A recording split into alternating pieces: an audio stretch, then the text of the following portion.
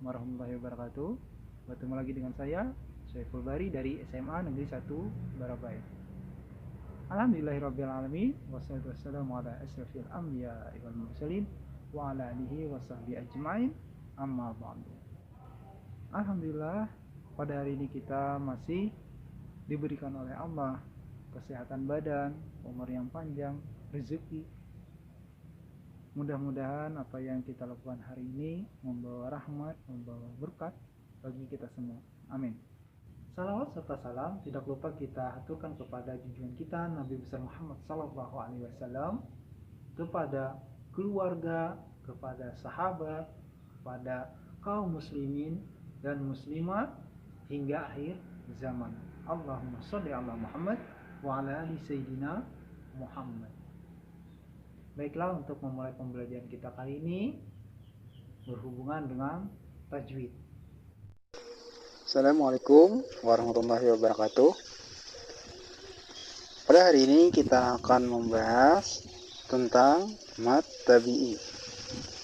Sebelumnya kita harus mengetahui dahulu apa yang dimaksud dengan mad. Mad adalah panjang, atau mad artinya panjang. Mad terbagi dua, yaitu mad asli atau yang disebut dengan mad tabi'i, dan yang kedua adalah mad far'i, adalah bagian dari mad tabi'i atau hukum tambahan dari mad asli yang disebabkan oleh hamzah atau sukun. Mad terbagi menjadi 14 macam. Di antaranya yang pertama adalah mad tabi'i atau yang disebut dengan mad asli. Yang kedua adalah mad wajib muttasil atau mad asli yang bertemu dengan hamzah. Di atasnya ada bendera, maka dibaca panjang 4 sampai 6 harakat. Kemudian yang ketiga adalah mad jaiz munfasil, yaitu apabila mad asli atau mad tabi'i bertemu dengan alif, dan di atasnya juga ada benderanya, maka dibaca panjang hingga 4 sampai 6 harakat. Kemudian yang keempat adalah mad lazim misalkan kilmi, yaitu mad yang diberatkan. Yang kelima adalah mad lazim mukhaffaf kilmi, yaitu mad yang diringankan. Yang keenam yaitu mad lin atau mad layin, yaitu mad yang dibaca lunak, lembut, lentur, dan tidak dibaca panjang. Yang ketujuh adalah mad arid lisukun atau mad di akhir kalimat. Yang kedelapan adalah mad silah kusiyah, yaitu mad atau hu yang dipendekkan apabila bertemu selain alif atau hamzah. Yang kesembilan adalah mad silah toilah, yaitu mad atau hu yang dipanjangkan apabila bertemu alif atau hamzah. Dan yang ke-10 adalah mad iwal atau yang biasa kita sebut dengan mad iwat, yaitu tanwin diganti dengan mad atau panjang. Yang ke-11 yaitu mad badal, yaitu mad perubahan. Yang ke-12 adalah mad lazim harfi mukhaffaf. Hurufnya adalah ha, ya, to, ha, dan ra, atau biasa disebut dengan hayyan tahura. Yang ke-13 adalah mad lazim harfi mustaqal, yaitu nun, qaf, sha, ain, sin, lam, kaf, dan mim. Contohnya Yasin. Alif lam mim. Dan yang terakhir adalah mat faroki. Huruf-hurufnya yaitu hamzah bertemu dengan hamzah pada kalimat tauhid atau Allah. Kita teruskan. Pelajaran pertama yang berhubungan dengan mat yaitu mat tabi'i. Mat tabi'i adalah apabila fathah bertemu alif dalam satu perkataan, maka dibaca panjang 2 harakat. Contoh, fazada. Fazada. Huruf zai yang berharakat fathah bertemu alif. Bimaka, mim bertemu fathah dan kaf bertemu alif. Fathah bertemu alif.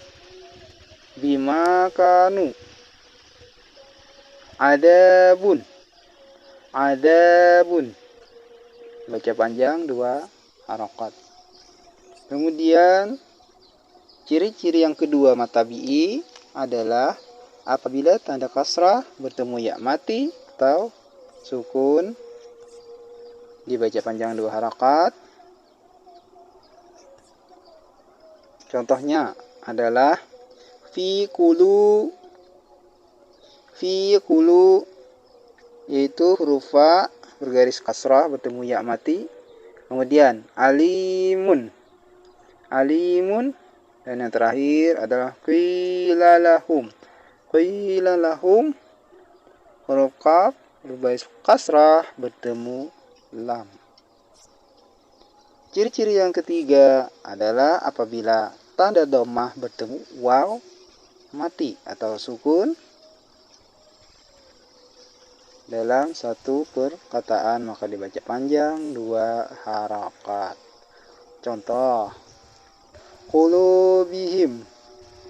Lam bertanda dhammah bertemu waw mati. Kanu. Nun bertanda dhammah bertemu waw mati. Dan terakhir adalah yakdibun. Huruf ba tanda dhammah bertemu dengan waw mati. Kesimpulannya adalah mat tabi'i yaitu apabila fathah bertemu alif, kasrah bertemu ya mati atau sukun, atau dhammah bertemu mati atau sukun, maka dibaca panjang 2 harakat. Baiklah, untuk memperkaya pengetahuan kalian dan mempermudah pemahaman kalian, simaklah uraian contoh berikut, yaitu surah Al-Baqarah ayat 2 sampai 10. Contoh yang pertama adalah Al-Baqarah ayat kedua. Dzalikal kitabu la raiba fihi hudal lil muttaqin. Coba kita lihat dulu apa atau bagaimana, apakah ada mat tabi'i di sana? Yang pertama adalah dzalika. Huruf da yang berbaris fathah terbalik atau fathah berdiri. Yang kedua adalah kitabun. Kitabu yaitu ta yang bertanda fathah terbalik atau berdiri. Kemudian la. Lam fathah bertemu dengan alif. Yang keempat adalah fihi.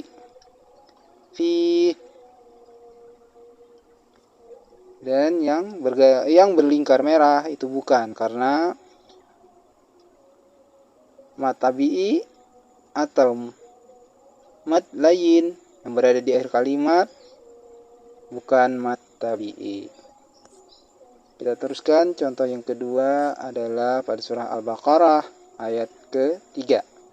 Alladzina yu'minuna bil ghaibi wa yuqimuna sholata wa mimma razaqnahum yunfikun.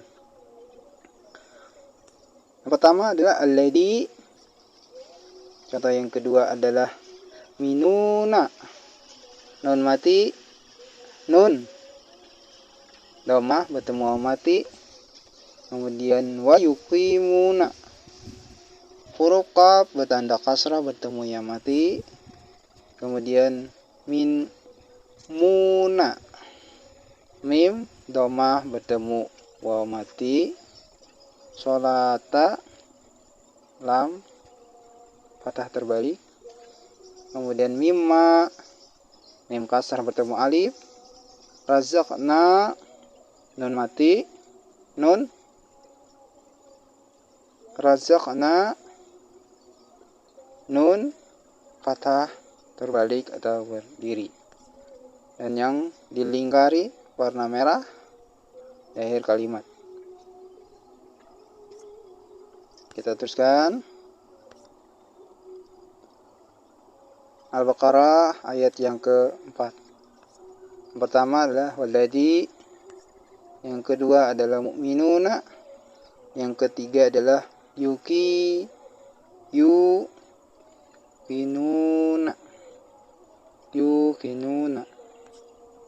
Kemudian yang berlingkar merah bukan, itu mat tabi juga, tapi sudah bertemu dengan alif, maka disebut dengan mat jaiz munfasil.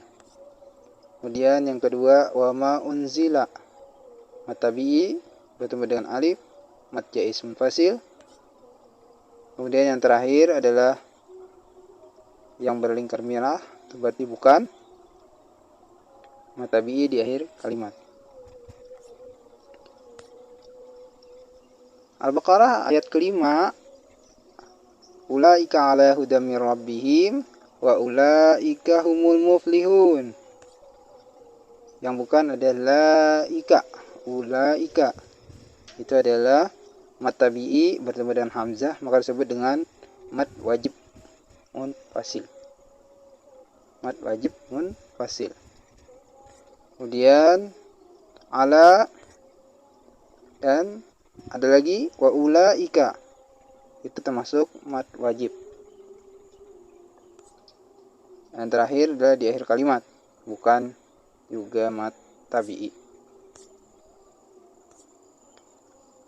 Al-Baqarah ayat ke-6 yaitu innal ladzina kafaru sawa'un 'alaihim a andartahum am lam tundirhum la yu'minun.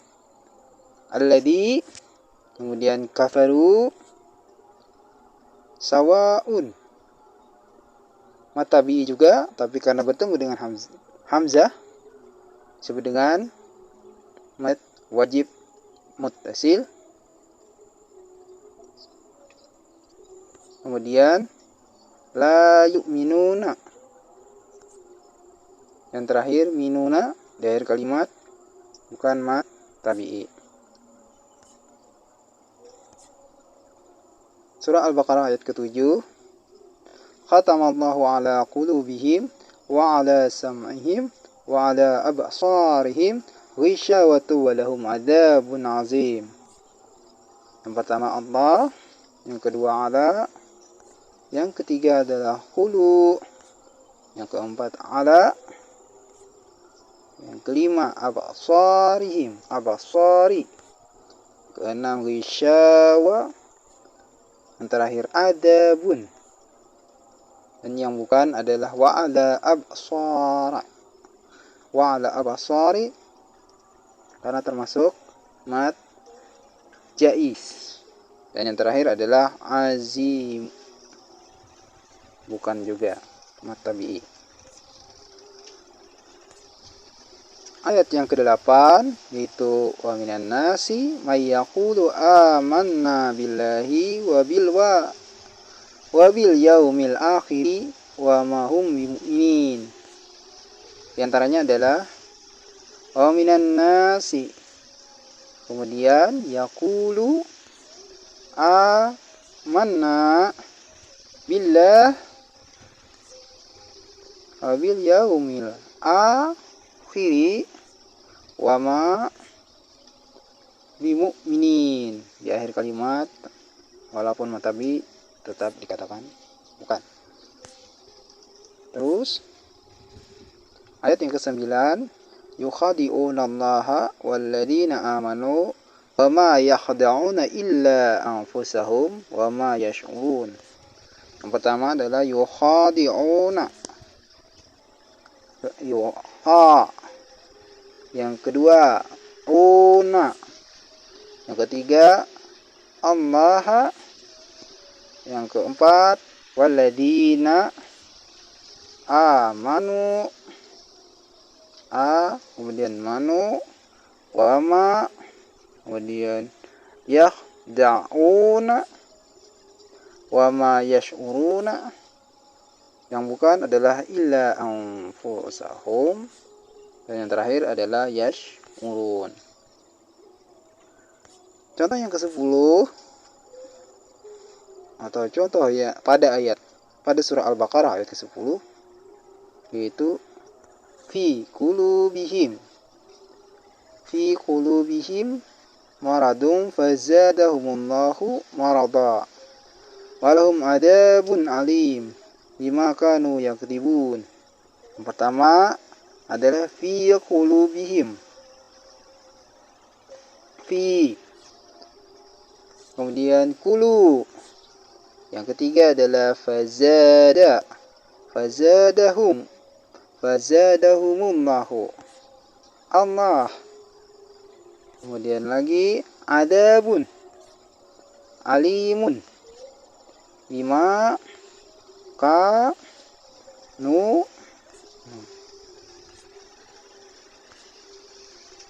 Baiklah, tugasnya nanti seperti ini, yaitu mengumpulkan mad tabi'i pada surah Al-Baqarah ayat 1 sampai 10. Contohnya yang pertama adalah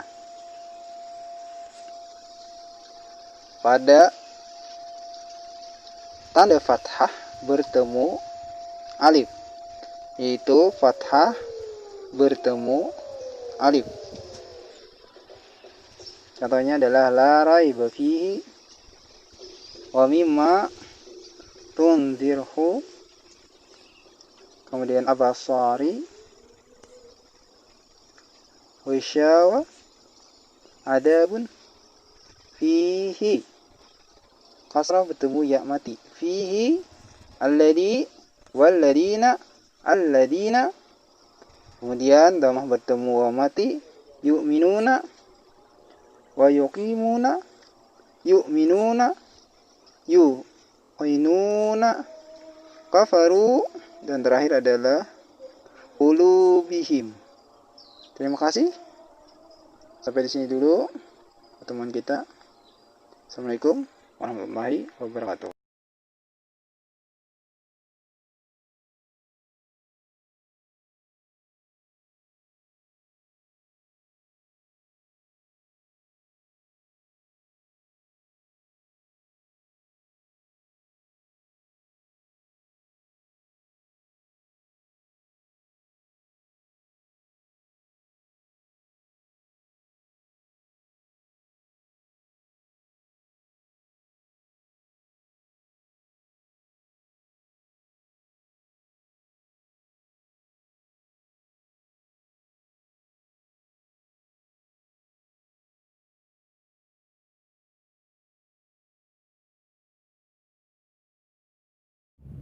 Mudah-mudahan dari pembelajaran kita hari ini kita mendapat berkat, mendapat rahmat, mendapat syafaat, sehingga pada hari-hari berikutnya kita akan membaca Al-Quran lebih baik lagi. Sampai di sini dulu pertemuan kita. Assalamualaikum warahmatullahi wabarakatuh.